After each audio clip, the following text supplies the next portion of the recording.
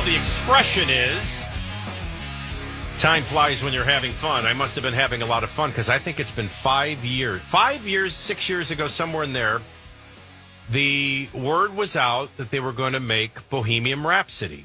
And I was just laughing and joking. I'm like, well, good luck with this. Who's the idiot that's going to take on the part of playing Freddie Mercury? Because there's one thing we can all agree on. There's only been one Freddie Mercury. And a listener says, well, check out this, and sends me a link to Marc Martel in Nashville. And this is what it sounded like.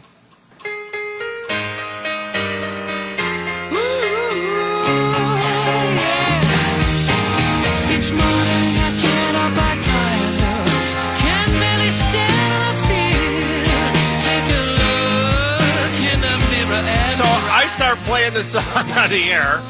I'm in freaking awe.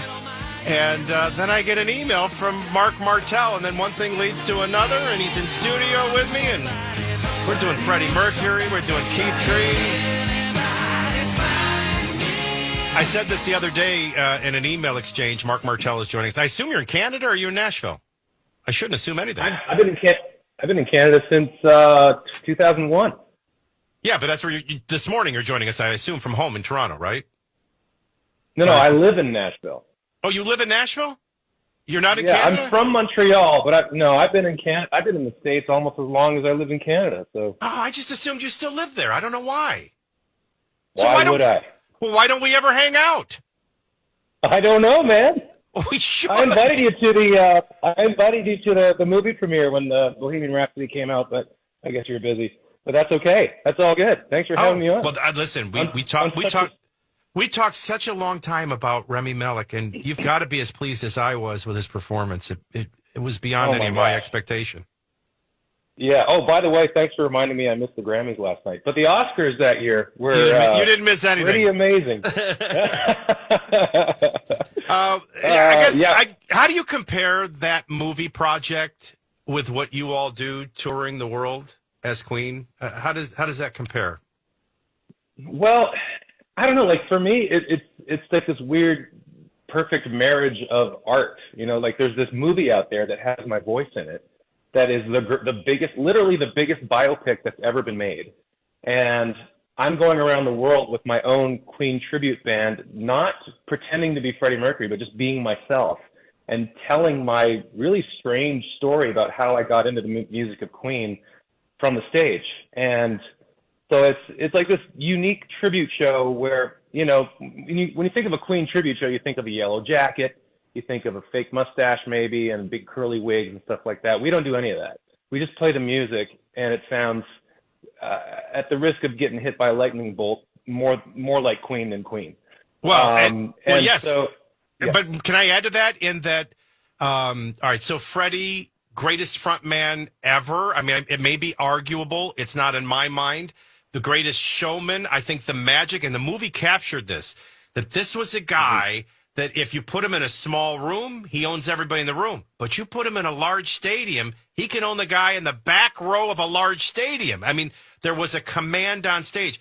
But lost in all of that was great music, right? It began with the great music. It doesn't really need all that. Absolutely. Yeah. It still amazes me that we play 2 hours solid every night, and it's all hits.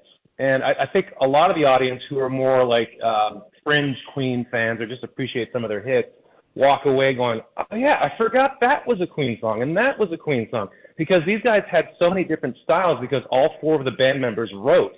And they all each individually wrote number one hits, not just Freddie Mercury. Right.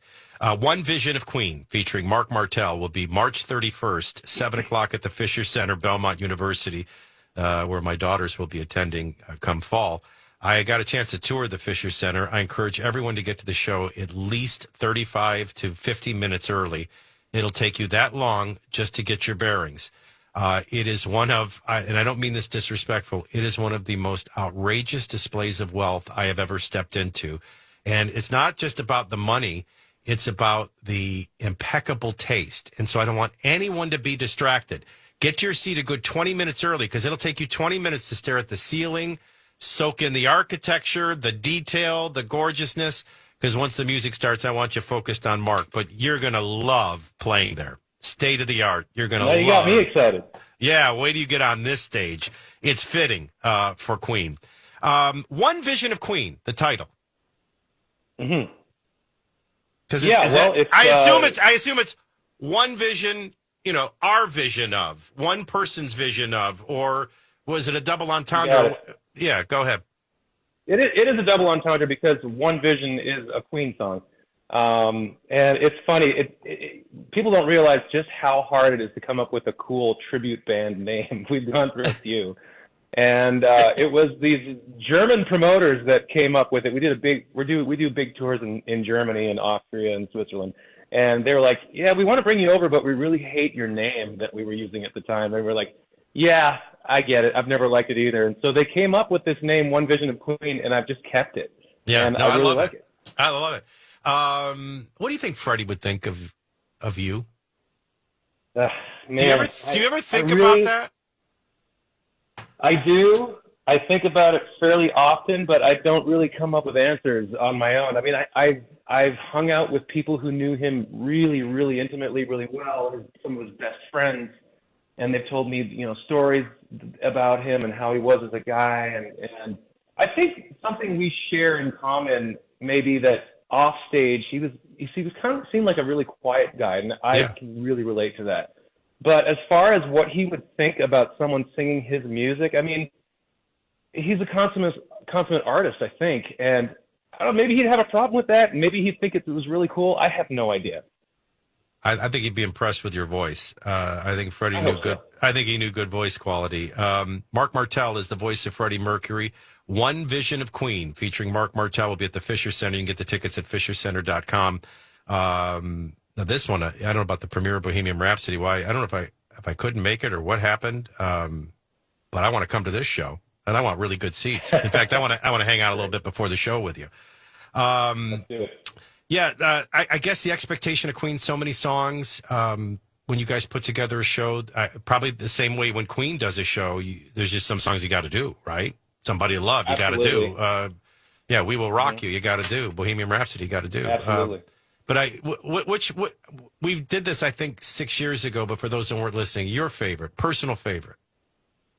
Well, it's hard to beat Bohemian Rhapsody, to tell you the truth. I mean, it's as big of a song because, for a good reason. But anything besides Bohemian Rhapsody, I would say Under Pressure is really cathartic for me. I came from, the Christian rock world, and in my old Christian band, I was a co-lead singer, so I'd trade off lead singing with my co-lead singer. And Under Pressure is the only song where I get to share the lead vocals with my guitarist, who sounds amazingly like David Bowie, and also plays Brian May, and he's just incredible. But also Love of My Life, which is probably the most beautiful song Freddie ever wrote, and it's an intimate moment that I get to have with the audience, just me on the piano and everybody singing along. There's so many great moments. That's one the movie really captured, where the entire audience in Germany is singing it.